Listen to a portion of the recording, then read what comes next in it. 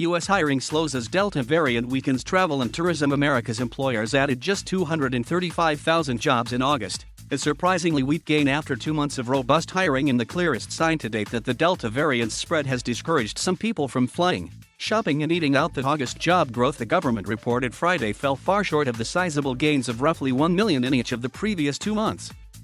The hiring jumps in June and July had followed widespread vaccinations that allowed the economy to fully reopen from pandemic restrictions.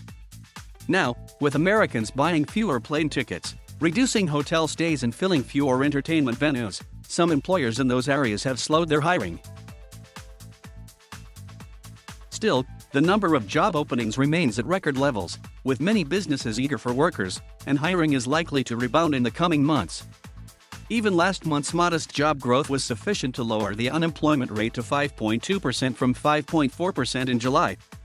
With consumers willing to spend and companies trying to hire, the U.S. economy looks healthy. The details of Friday's jobs report showed how the Delta variant held back job growth last month. The sectors of the economy where hiring was weakest, restaurants, hotels, and retailers, were mainly those that require face-to-face contact with the public. More Americans said they were unable to work in August because their employer closed or lost business to the pandemic than said so in July. Hiring in the category that includes restaurants, bars, and hotels sank to zero in August after those sectors had added roughly 400,000 jobs in both June and July. Restaurant dining, after having fully recovered in late June, has declined to about 9% below pre-pandemic levels, according to reservations website OpenTable. Some live shows, including the remaining concerts on country star Garth Brooks' tour, have been cancelled. Businesses are delaying their returns to offices, threatening the survival of some downtown restaurants, coffee shops, and dry cleaners. The Delta variant has taken a bigger toll on the job market than many of us had hoped, said Sarah House, a senior economist at Wells Fargo. It's going to take workers longer to come back to the labor market than we expected.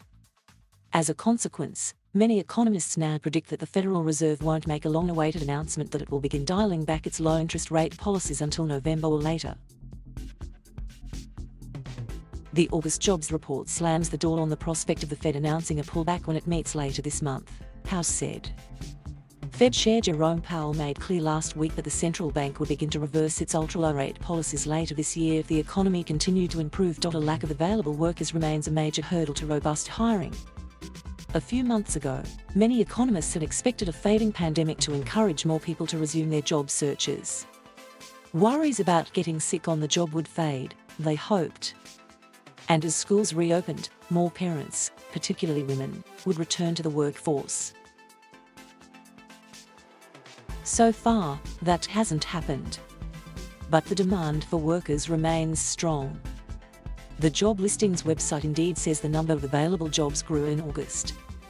And the National Federation for Independent Business said its surveys show that half of small businesses have jobs they cannot fill. Across the economy, that difficulty is compelling employers to offer higher pay.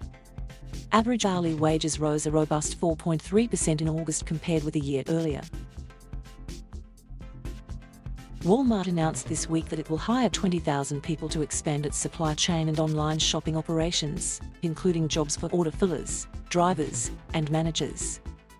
Amazon said Wednesday that it is looking to fill 40,000 jobs in the US, mostly technology and hourly positions. And Fidelity Investments said Tuesday that it is adding 9,000 more jobs, including in customer service and IT. In such sectors, where face-to-face contact with the public isn't generally required, hiring remains strong. Among the beneficiaries is Haley Wayho, who began working August 1st as a project manager at VidSync, a San Francisco-based company that provides a live video chat platform whereby customers can interact with celebrities and experts. Previously, Wayho, 24, had worked as a special education teacher.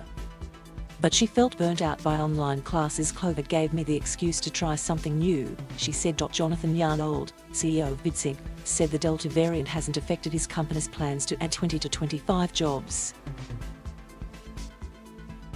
Likewise, Sean O'Scanlane, chief executive of Fortune International, which imports, processes and distributes seafood, said his company is on track for record sales and has topped pre-pandemic levels. The Delta variant hasn't slowed demand from the higher-end restaurants and grocery stores he supplies. Yet O'Scanlan said he's struggling to fill 42 open jobs for truck drivers, warehouse workers, accountants and sales workers. He said he thinks that a $300 a week federal unemployment supplement, which began in March, discouraged some would-be job seekers. Other factors, too, O'Scanlan said, have made it harder to hire, because big companies such as Amazon and Walmart have raised wages. He has had to match their high pay. Overall, he's raised pay 10% to 15% from a year ago. And some people fear becoming sick on the job from Delta. Those fears were easing in the spring as the numbers were coming down, he said. As infections have spiked, those concerns have risen again. Governors in about 25 states stopped paying the $300 a week federal jobless benefit in June and July because, they said, the extra money was discouraging recipients from looking for work. Yet the proportion of Americans with jobs or searching for one was flat in August, Friday's report showed, suggesting that the cutoff has had little impact so far. Some academic research has found that the early cutoffs have led to only a small increase in hiring. The $300 payment, as well as 2 federal programs that cover the self-employed and gig workers, and the long-term unemployed, are set to end next week. About 8.9 million people will lose all their unemployment aid as a result. One of them is Marianne LeBlanc.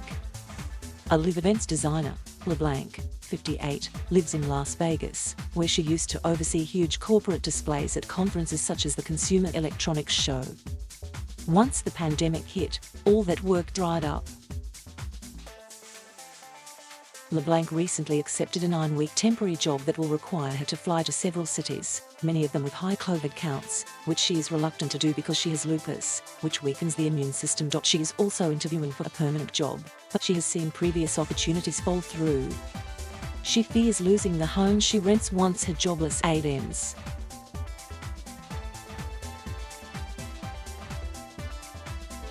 Thank you for watching.